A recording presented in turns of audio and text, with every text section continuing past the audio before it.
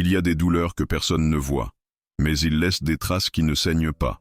Elles brûlent, celles qui viennent d'avoir trop aimé, trop compris, trop cru, et être traité de faible pour cela.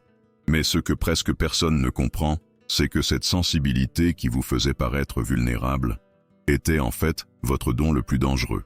Parce que l'empathie ne détruit pas en criant, il détruit en faisant taire. Et son silence, quand il vient, est le retour parfait du karma que le narcissique a essayé d'éviter. Respirez profondément. Ressentez ce que ces mots éveillent en vous. Ce n'est peut-être pas de la colère, mais plutôt de la reconnaissance. Tu sais de quoi je parle. Et si quelque chose vibre en vous en écoutant cela, laissez le silence répondre. Ainsi commence la lettre interdite, celle que l'empathe n'a jamais eu le courage d'écrire, mais que l'inconscient a écrite pour lui. Avant de continuer, laissez un commentaire ici. Cela peut être un simple mot, un emoji, ou tout ce que votre cœur veut dire. Je suis là. C'est ainsi que nous nous reconnaissons, même sans visage, même au milieu du chaos.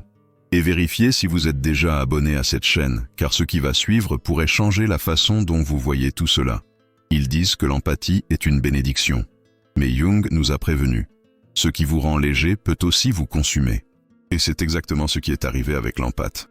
Il n'est pas né faible, il est né trop transparent pour un monde qui dissimule tout. Dès son plus jeune âge, il a appris à ressentir ce que les autres cachent. L'odeur du mensonge, la vibration de la culpabilité, le poids du silence. Et comme personne ne lui avait appris à gérer cela, il pensait que ce sentiment était une erreur, que trop aimer était un défaut. Ce pardon était une soumission. Mais l'inconscient ne dort jamais. Et à un moment donné, l'empathe commence à rêver de ce qu'il a refoulé, ta propre colère. Cette énergie qui n'est pas mauvaise est limitée. C'est le soi qui demande à naître. C'est le cri qui est resté coincé sous tant de « je te comprends ». Pourquoi l'empathe se sent-il épuisé même en silence? Est-ce la sensibilité ou la conscience éveillée? Jung dirait que c'est le moment où l'ombre commence à se révéler, non plus comme un ennemi, mais comme une partie perdue de l'âme. Et quand cela arrive, l'empathe comprend quelque chose que le narcissique ne comprendra jamais. Que le véritable pouvoir ne réside pas dans le fait de blesser, mais dans le fait de ne pas réagir. En ne rendant pas la haine, mais la prise de conscience. C'est le karma. Pas la punition, mais le miroir. L'empathe ne planifie pas de vengeance. Il arrête simplement de maintenir l'illusion. Et ce retrait d'énergie est le coup le plus silencieux et le plus dévastateur. Parce que le narcissique survit grâce à la réflexion. Sans le regard de l'empathe, il cesse d'exister. Et c'est à ce moment-là que le jeu change. Ce qui semblait auparavant être la victime devient le miroir qui révèle la vérité. C'est peut-être pour cela que Jung disait que rien n'est plus effrayant pour l'ego que d'être vraiment vu. Et l'empathe, quand il se réveille, voit. Voyez le vide derrière le contrôle. Voyez l'enfant blessé qui se cache dans l'agresseur. Voyez que l'arrogance n'est que de la peur déguisée. Et c'est à ce moment-là qu'il se libère enfin, non pas de l'autre, mais de lui-même. Mais cette libération ne s'accompagne pas d'applaudissements. Venez avec le silence, avec absence, avec la paix inconfortable de quelqu'un qui n'a plus besoin de rien prouver. Et c'est précisément ce calme qui détruit le narcissique de l'intérieur, parce qu'il ne sait pas vivre sans conflit. L'empathe, quant à lui, commence à renaître de son propre silence. Il découvre que ce qui semblait être une faiblesse était en fait une sensibilité aiguisée par la douleur, et que toute douleur porte en elle un appel à la transformation. Avez-vous déjà ressenti cela? Ce moment où, après tant de chaos, quelque chose en vous se calme. C'est le soi qui prend la place de l'ego blessé. C'est le moment où l'amour de soi cesse d'être un concept et devient une énergie vivante. Et peut-être que c'est maintenant votre moment de ressentir cela aussi. Si quelque chose vous semble logique jusqu'à présent, laissez un signe, pas pour moi, mais pour vous. Enregistrez dans l'inconscient que l'ancien cycle est terminé. C'est le moment où l'empathe dit adieu à la douleur et commence à comprendre le pouvoir que porte le silence. Et si rester ici vous fait du bien, restez. Sentez-vous chez vous, là où l'invisible parle aussi, parce que cette lettre interdite n'a pas été écrite pour blesser. C'était écrit pour se souvenir. Que derrière la douceur, il y a la force. Que derrière la compréhension, il y a la conscience. Et que le véritable retour du karma n'est pas une punition, c'est un miroir. Un miroir que l'empathe tend au narcissique, mais aussi à lui-même, pour se rappeler ce qu'il a toujours été.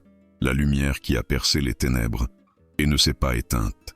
Mais la lettre n'est pas encore terminée.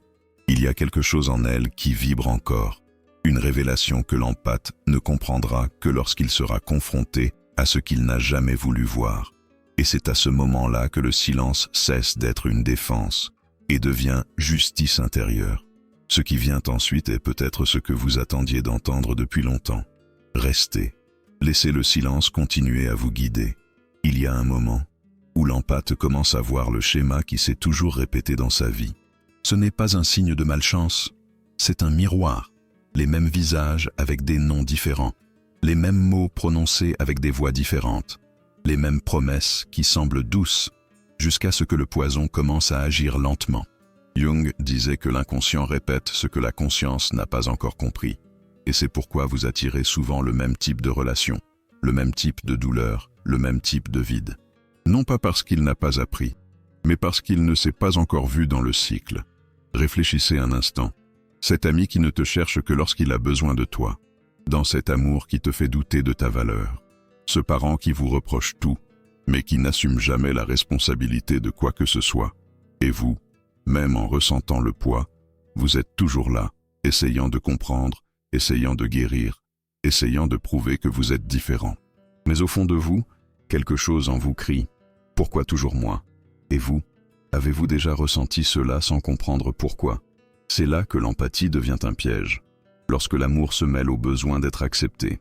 Et Jung dirait « Tant que nous ne prenons pas conscience de ce qui nous habite, le destin se répète comme par hasard. » L'empathe, à ce stade, ne réalise pas que l'autre, qui le blesse, est aussi une projection de quelque chose qu'il n'a pas encore guéri en lui-même.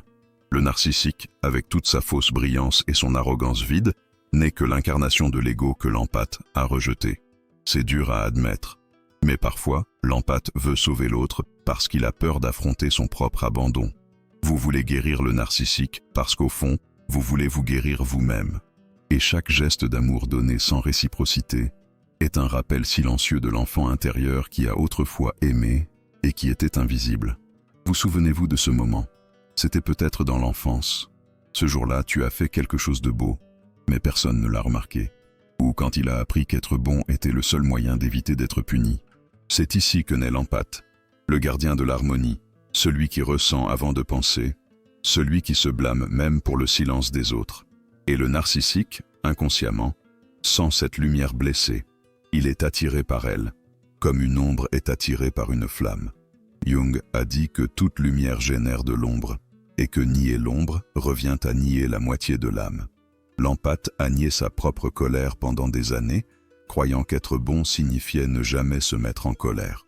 Mais la colère, lorsqu'elle est réprimée, ne disparaît pas. Elle change simplement de forme. Cela devient de la culpabilité, cela devient de la fatigue. Cela donne ce sentiment d'avoir toujours tort, même quand on fait tout correctement. Et puis vient la question, suis-je le problème? Est-ce que j'attends trop de moi? Aimer si intensément est-il une erreur? Mais la vérité est différente. Ce n'est pas une erreur, c'est un excès. L'empathe donne autant parce qu'il veut combler un vide qu'il n'a pas créé. Et le narcissique prend autant parce qu'il a besoin de ce vide pour exister. L'un nourrit l'autre, jusqu'à ce que l'un d'eux se réveille. Et quand l'empathe s'éveille, tout change. Soudain, les mots qui vous manipulaient autrefois perdent leur pouvoir. Les gestes de culpabilité ne l'affectent plus. Tu as changé, cesse d'être une insulte et devient un compliment. Et c'est à ce moment-là que le narcissique commence à s'effondrer, parce que l'empathe, sans s'en rendre compte, vient de briser le miroir dans lequel il se voyait. Avez-vous déjà vécu ce moment? Ce moment où vous réalisez que vous ne ressentez plus de colère, ni l'envie de prouver quoi que ce soit, juste une étrange paix. C'est la conscience qui émerge des décombres, c'est le soi qui prend la place de l'ego blessé. Et c'est là, pour Jung, la première étape de l'individuation, le processus de devenir entier. Mais cet éveil a un prix. Vous perdez des gens, vous perdez des papiers, vous perdez même des versions de vous-même que vous pensiez permanentes. Et chaque perte ressemble à une petite mort. Mais l'empathe a besoin de mourir symboliquement pour renaître en tant que conscience. Et cette renaissance se produit en silence. Il y a des empathes qui se réveillent au milieu d'une rupture, d'autres après une trahison. Certains, lorsqu'ils réalisent qu'ils ont passé des années à être le soutien émotionnel de tout le monde sauf d'eux-mêmes. Et dans chacune de ces histoires, il y a un fil invisible qui les relie, le moment où l'amour cesse d'être une prison et devient un miroir. Si cela vous est déjà arrivé, laissez un commentaire ci-dessous, pas besoin d'expliquer. Écrivez simplement quelque chose qui dit « J'ai ressenti ». C'est ainsi que nous créons un champ de présence où l'invisible est également entendu.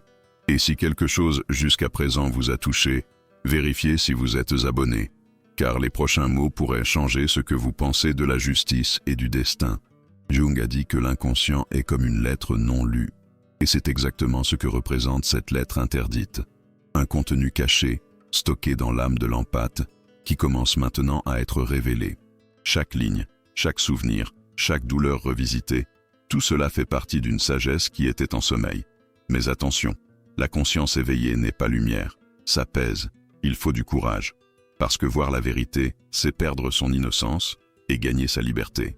Et l'empathe, en voyant son propre modèle, réalise que la justice divine ne vient jamais de l'extérieur. Cela naît de l'intérieur, au moment où vous arrêtez de nourrir le jeu. Lorsque vous cessez de réagir, le karma est accompli, car le narcissique est enfin obligé de faire face au vide qu'il a toujours essayé de combler en vous. C'est à ce moment-là que l'empathe renvoie le karma, non pas comme vengeance, mais comme un reflet de la conscience. Il n'envoie pas de douleur, il renvoie le silence. Il ne punit pas, il se retire simplement. Et l'univers, comme un miroir parfait, réorganise tout autour de lui. Et vous, avez-vous déjà ressenti cette force qui naît lorsque vous arrêtez tout simplement d'insister? Il ne s'agit pas d'abandonner, mais de faire preuve de sagesse. C'est le moment où le cœur, épuisé par le combat, comprend enfin ce que l'esprit a nié, que parfois, aimer quelqu'un d'autre signifie le laisser face à son propre miroir. L'empathe commence alors à marcher vers quelque chose de plus grand, quelque chose qu'il ne comprend pas encore, mais qu'il ressent. Et cette marche est le début de la transmutation. Parce que lorsque l'amour cesse d'être un besoin et devient une conscience, l'univers change de ton, et l'âme commence à recevoir en retour tout ce qu'elle a donné. Mais il y a encore quelque chose de caché dans cette lettre, quelque chose que l'empathe ne découvrira que lorsqu'il sera confronté à la véritable raison pour laquelle il a choisi la souffrance. Un secret qui n'est pas dans l'autre, il est dans le miroir. Et c'est ce qui sera révélé dans la prochaine partie. Il est, parce que ce qui vient ensuite peut changer le sens de tout ce que vous avez vécu jusqu'à présent. Il arrive un moment où l'empathe cesse de se sentir désolé et commence à ressentir du pouvoir. Non pas le pouvoir de dominer, mais le pouvoir de voir. Soudain, il réalise que chaque manipulation, chaque blâme, chaque regard froid du narcissique était en fait un miroir. Un miroir qui lui montrait ce qu'il ne voulait toujours pas voir, combien il s'était abandonné pour être accepté. Et cette reconnaissance, aussi douloureuse soit-elle, est le début de la liberté. Jung disait que ce que nous nions le plus en nous-mêmes finit par nous dominer de l'intérieur. L'empathe, en niant sa propre ombre, a confié le volant de son âme à quelqu'un qui savait diriger la peur. Et quand il s'en rend compte, la colère arrive, non pas contre l'autre, mais contre soi-même. Parce qu'au fond, il a toujours su, mais il a choisi de croire en l'amour comme remède, alors qu'en réalité, l'amour était le miroir de sa propre blessure. Et si tout ce que vous croyiez n'était que la surface de la vérité? Et si l'amour inconditionnel dont il était si fier était aussi la forme la plus sophistiquée d'autopunition? Non pas parce qu'aimer est mal, mais parce qu'aimer sans conscience, c'est se perdre dans l'autre. L'empathe commence à comprendre que la lumière qu'il offre tant aux autres doit également être dirigée vers lui-même. Cette empathie sans limite n'est pas une vertu, c'est une échappatoire. Échapper à la confrontation intérieure, échapper à la solitude, échapper à son propre vide. Et ce vide, c'est ce que le narcissique ressent, même sans le comprendre. Il s'approche parce que l'empathie brille, mais aussi parce que l'empathie fait mal. Et la luminosité et la douleur, ensemble, forment le champ magnétique qui maintient le cycle en vie. Mais l'empathe éveillé commence à changer la vibration. Il n'essaie plus de guérir l'autre, il commence à se guérir lui-même à partir du besoin de guérir. Et c'est le tournant que le narcissique craint le plus, la perte du miroir émotionnel qui soutenait son illusion. L'empathie cesse d'être le carburant, et le moteur du narcissique commence à échouer. Pourquoi craignons-nous la chose même que nous désirons le plus? Pourquoi l'empathe craint-il autant le silence, si c'est dans le silence que renaît le pouvoir?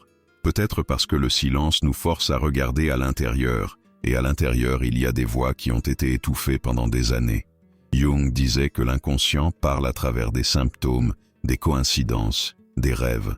Et ce qui est intéressant, c'est que lorsque l'empathe s'éloigne, l'univers commence à répéter des messages subtils. La même chanson, le même numéro, le même vieux souvenir. Comme si l'âme disait « Maintenant, c'est à ton tour de t'écouter ». L'empathe découvre que la vie ne punit pas, elle fait écho. Tout ce qu'il a donné sans s'en rendre compte revient maintenant comme une leçon. C'est cela le véritable karma. Non pas une punition, mais un miroir corrigé. Avez-vous déjà remarqué comment l'univers répète les situations jusqu'à ce que nous changions notre réaction? C'est comme si l'âme disait « Tant que vous réagissez de la même manière, le scénario ne change pas. » Et lorsque l'empathe réagit finalement différemment, lorsqu'il choisit le silence, lorsqu'il choisit de ne pas revenir, le cycle est rompu. Il n'y a pas de feu, il n'y a pas de vengeance, il n'y a pas de bruit, juste un vide. Mais dans ce vide, quelque chose de nouveau commence à naître. C'est à ce moment que Jung se rend présent. Il dirait que l'empathe est entré dans le processus d'individuation, le chemin du retour vers le soi, le lieu où le je et l'ombre se reconnaissent, là où la compassion cesse d'être soumission et devient sagesse. Et le plus curieux, c'est que l'empathe n'a plus besoin de prouver quoi que ce soit à personne. Le besoin d'être le bon, l'éclairé, le compréhensif disparaît. Parce qu'il comprend qu'être entier signifie accepter toutes les parties, y compris celles qui font mal. Mais cette prise de conscience a un prix, la solitude. Au début, l'empathe ne perçoit pas le chaos.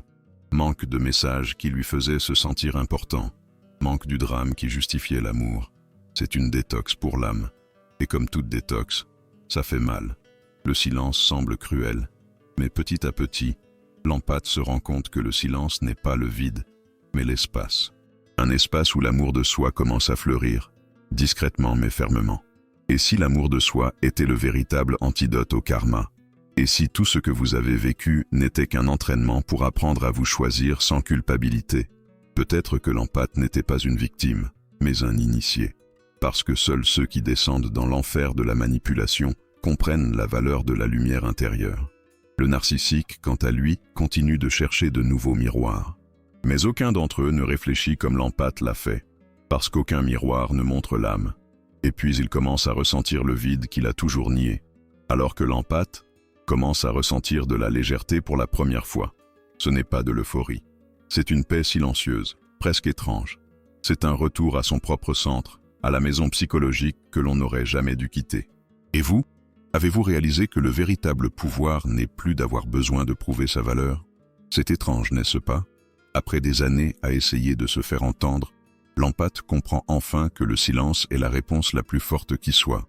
Parce que le silence ne fait pas semblant, ne séduit pas, ne discute pas.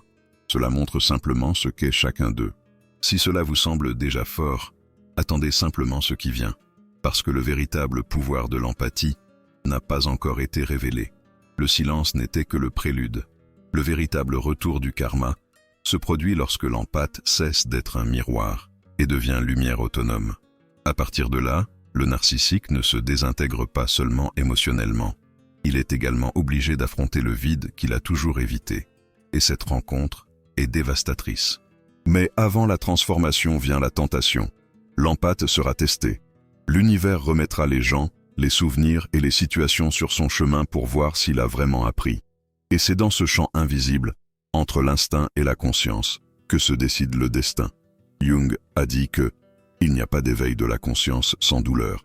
Et c'est peut-être le prix de l'empathie. Tout ressentir jusqu'à ce que vous appreniez à vous sentir bien. Mais il y a une dernière question, une qui résonne dans l'inconscient de ceux qui s'éveillent.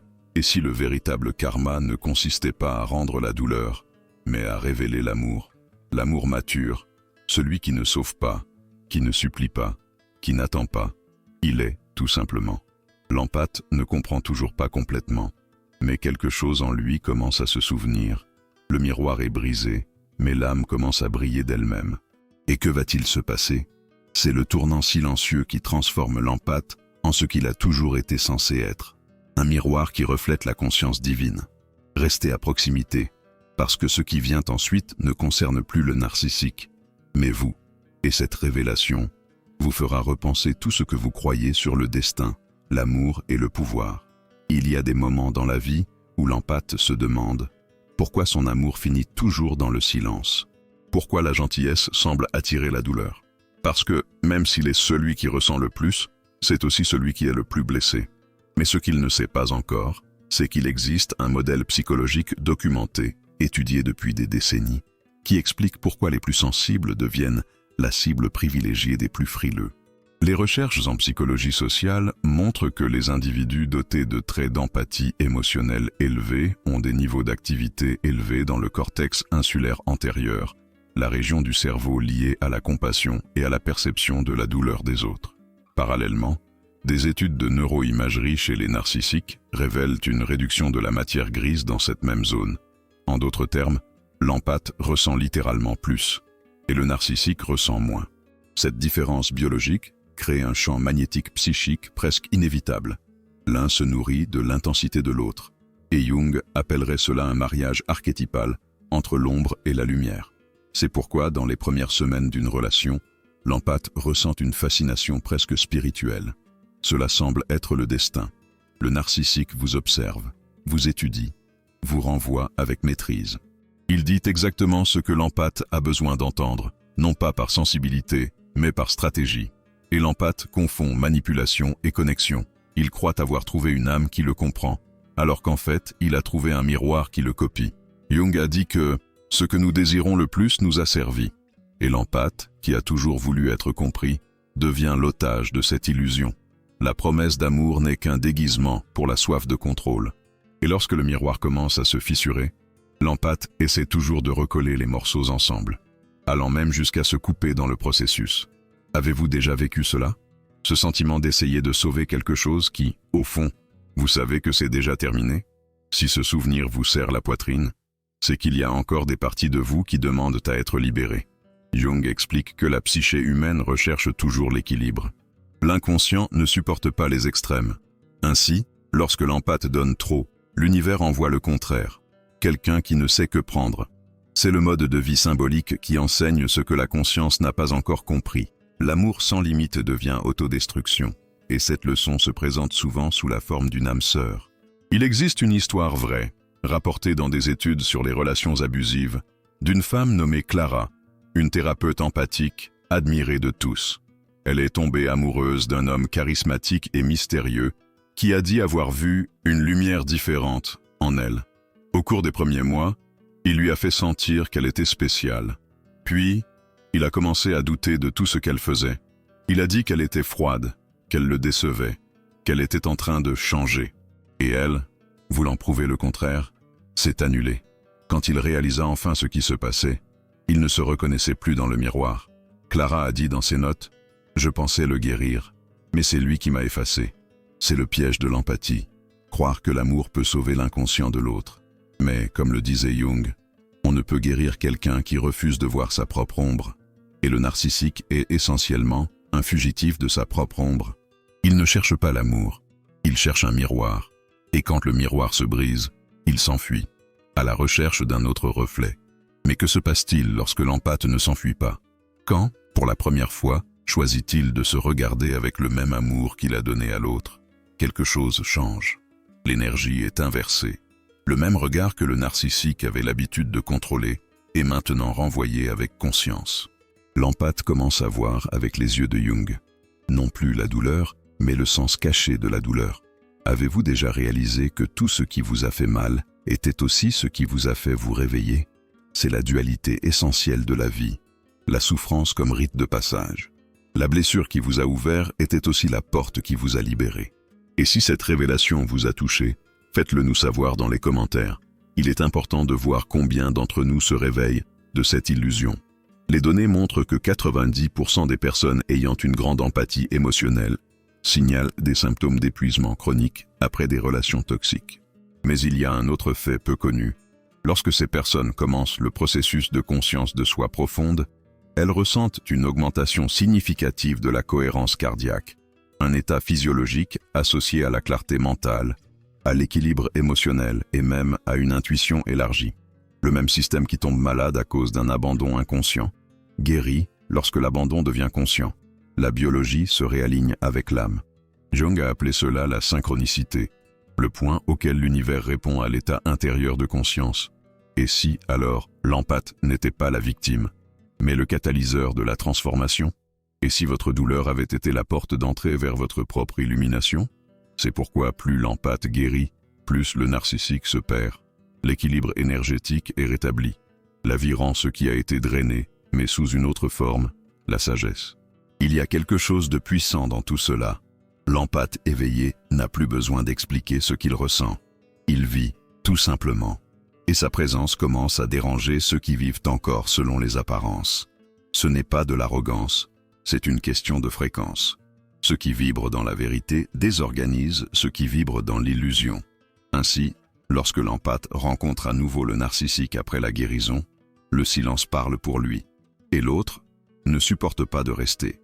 Avez-vous déjà remarqué comment certaines personnes disparaissent lorsque vous commencez à vous aimer? Ce n'est pas de la malchance, c'est une purification énergétique. Ce qui ne résonne plus se dissout, et c'est la preuve vivante que l'empathe, une fois éveillé, renvoie le karma non pas avec des mots, mais avec une présence. La conscience devient le miroir. Mais quelque chose reste encore à révéler. Une vérité que Jung a évoquée dans ses journaux, mais que peu de gens ont comprise. Que la véritable libération de l'empathe ne consiste pas à s'éloigner du narcissique, mais à se réconcilier avec l'archétype qui est en lui-même. Parce que le narcissique extérieur n'est que le messager de l'ombre intérieure, et tant que cette ombre ne sera pas intégrée, le cycle se répétera avec d'autres visages, d'autres voix, d'autres noms. L'empathe est sur le point de le découvrir. Mais cette révélation ne sera pas légère.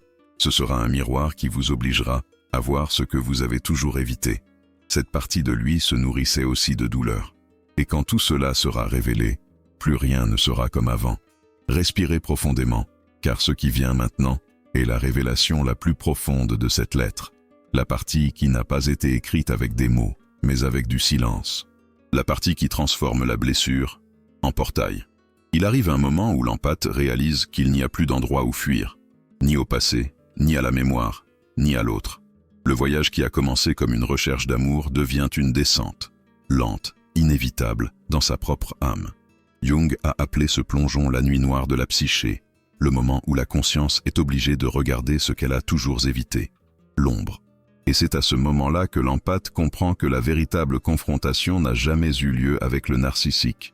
C'était avec lui-même. En son sein cohabitent deux pôles, le guérisseur et le blessé, le donneur et le nécessiteux, le saint et l'oublié. L'ombre n'est pas un ennemi, elle est la gardienne de ce qui a été refoulé.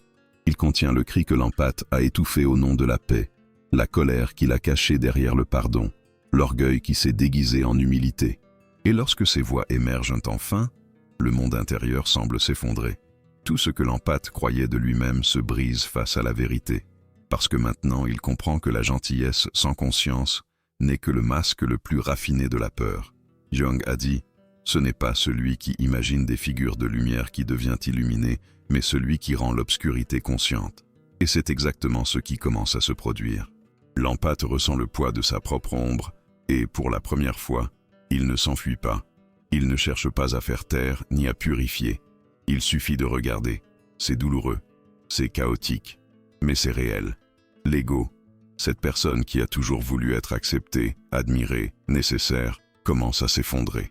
Chaque image idéalisée de « être bon » se brise, révélant ce qu'il y avait toujours derrière elle, la peur d'être rejetée. Et dans cet effondrement intérieur, quelque chose de nouveau commence à respirer. Si vous êtes arrivé jusqu'ici, c'est parce que quelque chose en vous est également prêt pour le changement. Parce que seuls ceux qui ressentent l'effondrement de l'ego comprennent ce que c'est que de renaître en esprit. La mort psychologique est la porte d'entrée vers l'individuation. L'empathe, autrefois esclave des émotions des autres, commence à retrouver ses repères. Et au centre de ce vide, il trouve le soi, la plénitude perdue. Ce n'est pas une rencontre douce, c'est un impact. C'est comme si l'univers entier vous traversait et vous disait « Maintenant, tu es entier. Tu n'as plus besoin d'être le reflet de qui que ce soit. » Mais l'ego ne meurt pas en silence, il se bat. Il essaie de se relever en murmurant de vieilles phrases. « Et si tu étais égoïste? Et si je perdais à nouveau l'amour? Et si personne ne te comprend ?» Ces voix sont les fantômes de l'ancienne identité. Ce sont les restes de la personnalité que l'empathe a construite pour survivre. Et, paradoxalement, c'est au moment où il cesse de les combattre qu'il commence à les surmonter. Car ce que veut l'ombre, ce n'est pas la destruction, c'est l'intégration. Elle veut être entendue, accueillie, comprise. À ce stade du voyage, l'âme se divise. Une partie veut revenir à l'ancien modèle, revenir au confort de la culpabilité, de l'attention, du rôle de sauveur. L'autre partie veut la liberté, même si cela signifie marcher seul dans le noir. C'est le conflit entre l'ego et le soi, entre le connu et l'infini. Jung a comparé ce processus à la traversée alchimique, la transformation du plomb en or. Le plomb est une douleur brute, le poids de la répétition. L'or est la prise de conscience qui surgit lorsque vous comprenez que cette douleur était aussi de l'amour pour vous-même, déguisé en compassion pour les autres. L'empathe commence alors à réaliser le paradoxe. Le narcissique qui l'a blessé était aussi le messager de sa libération. Sans la confrontation, il ne serait jamais tombé aussi bas. Sans la blessure, je n'aurais jamais cherché à guérir. Et cette reconnaissance change tout, parce que la victime disparaît, et l'alchimiste naît.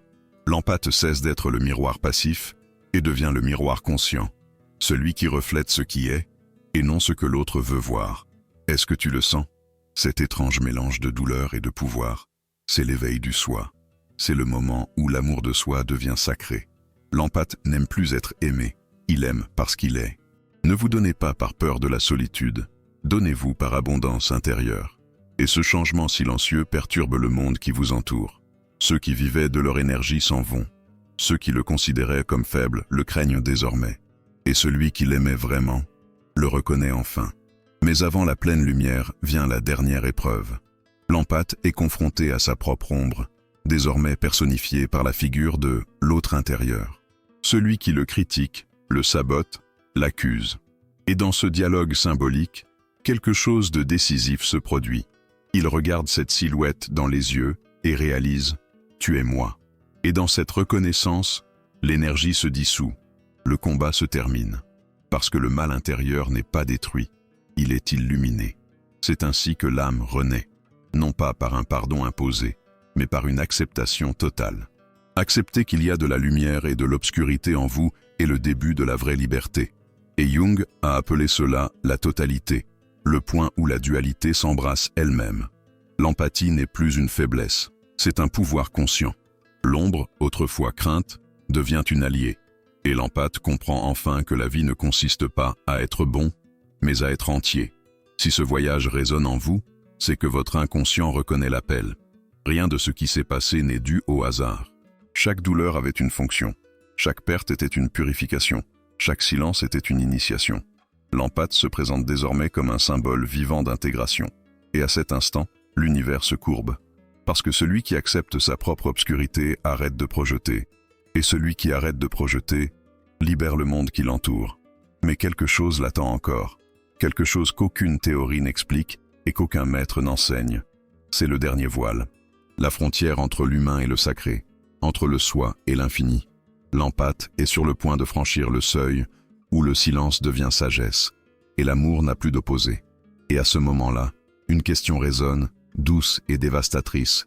Si vous n'êtes plus ce que la souffrance a fait de vous, alors qui êtes-vous maintenant? L'empathe est désormais confronté à un nouveau chemin.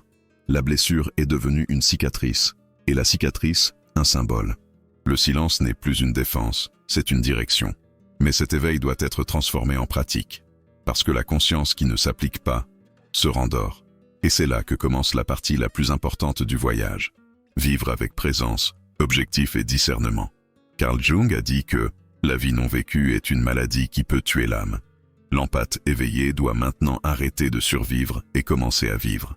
Non plus dans le rôle de conservateur des autres, mais de créateur de sa propre réalité. Et cela nécessite une discipline émotionnelle, du courage spirituel et des choix conscients. La première étape consiste à redéfinir les limites. Les frontières ne sont pas des murs, ce sont des portails. Ils déterminent où s'arrête l'énergie de l'autre et où commence la leur. Chaque fois que vous dites « non » avec amour, l'univers comprend « oui » à votre intégrité. Le vieil esprit résistera, il le traitera de froid, de distant, d'égoïste. Mais l'âme le sait. Le véritable amour ne demande pas de sacrifice, il demande de la présence. Commencez petit. Un « non » à ceux qui vous épuisent, un « oui » à ceux qui vous nourrissent. Une minute de silence avant de répondre, une pause avant d'expliquer. Ces petits choix sont le début de la guérison.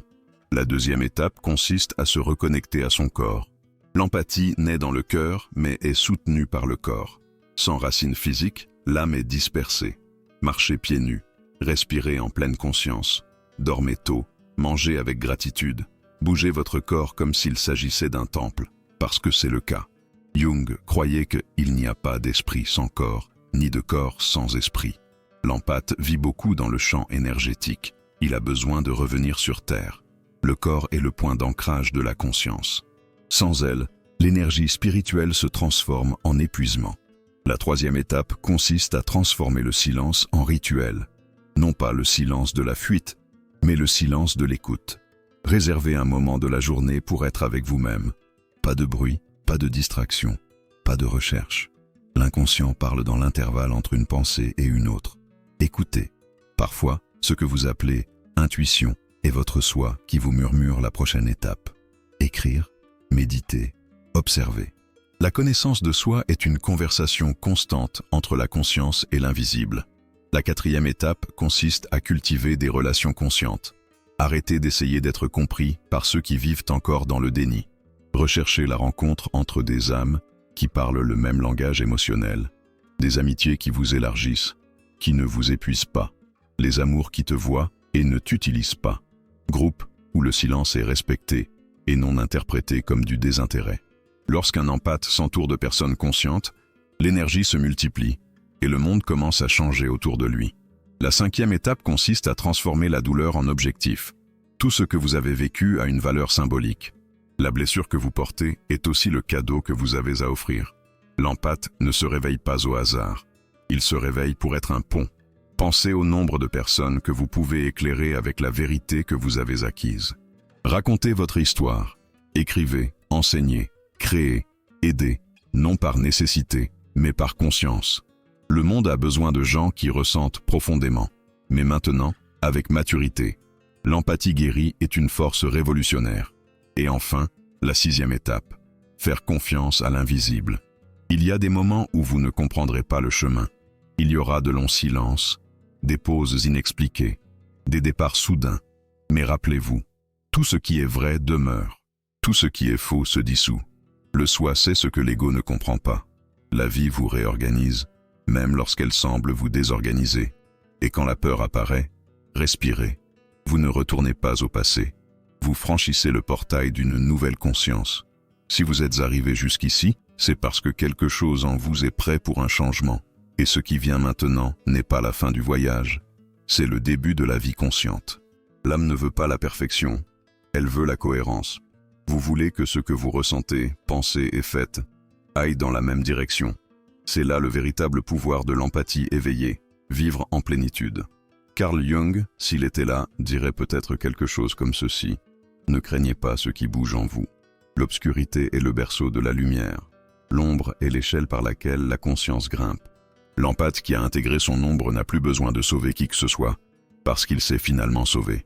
Et c'est là que le cycle se termine, non pas avec la vengeance, mais avec la paix. C'est maintenant à votre tour de choisir. Vous pouvez revenir à l'ancien article ou commencer à écrire une nouvelle histoire, un endroit où l'amour ne fait pas mal, le silence guérit et l'âme respire. La vie ne vous épargnera pas, mais elle vous récompensera chaque fois que vous serez fidèle à la vérité. Parce que l'univers réagit à la cohérence, non pas aux mots, mais aux vibrations. Et votre vibration a maintenant changé. Si quelque chose en vous a été transformé par cette lettre, laissez un commentaire dans les commentaires. Vous pouvez rester anonyme si vous le souhaitez. Cela dit simplement « Je me suis réveillé ». Cela suffit pour que l'univers reconnaisse votre décision. Aimez cette vidéo si elle vous a touché d'une manière ou d'une autre. C'est la manière la plus simple de dire « oui » à votre propre guérison. Et si vous sentez que vous appartenez à cet espace, vérifiez si vous êtes abonné à la chaîne. Ici, chaque reflet est un miroir, et chaque âme éveillée devient partie d'une communauté en expansion, où l'invisible parle aussi. Parce que ce chemin n'est pas solitaire, il est collectif. Chaque empathe qui s'éveille envoie une étincelle de conscience dans le monde. Et plus la lumière se répand, moins il y a de manipulation du pouvoir, de culpabilité et de peur. C'est ainsi que le karma se transforme en sagesse et la douleur dans une force silencieuse. Alors respirez, fermez les yeux, ressentez la légèreté, parce que tout ce dont vous avez besoin pour avancer, est déjà en vous. Ce n'est que le début de votre éveil. Et tu n'as pas à marcher seul. Rejoignez-nous.